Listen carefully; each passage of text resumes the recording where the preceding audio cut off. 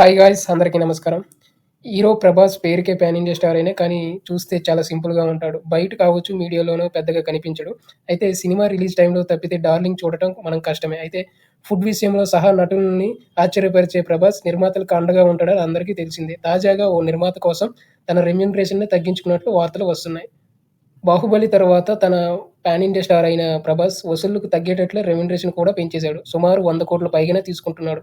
అయితే recent block buster 'కల్కి' అయితే 150,00,00,000 తీసుకున్నాడన్నట్టు సమాచారం. దీంతో పక్కన పెడితే ప్రస్తుతం చేస్తున్న 'రాజాసాబ్' కోసం తన రెమ్యూనరేషనే తగ్గించుకున్నాడని వార్తలొస్తున్నాయి. అయితే 'రాజాసాబ్' సినిమా పీపుల్స్ మీడియా ఫ్యాక్టరీ నిర్మిస్తుందని అందరికీ తెలిసింది. గతంలో ఈ ప్రొడక్షన్ హౌస్ 'ఆదిపురుష్' చిత్రాన్ని తెలుగులో డిస్ట్రిబ్యూటర్ చేసింది. అయితే ఈ క్రమంలో కొంతమేరకు నష్టాలు వచ్చాయని, ఇందుకు బదులుగా 'ప్రభాస్' 'రాజాసాబ్' కోసం కేవలం 100,00,00,000 మాత్రమే తీసుకుంటున్నట్టు తెలుస్తుంది. అయితే 'ప్రభాస్' నుంచి నెక్స్ట్ రాబోయే మూవీ 'రాజాసాబ్' అని మీరేమనుకుంటున్నారో కామెంట్ చేయండి అండ్ సబ్స్క్రైబ్ చేయండి, లైక్ చేయండి ఫ్రెండ్స్.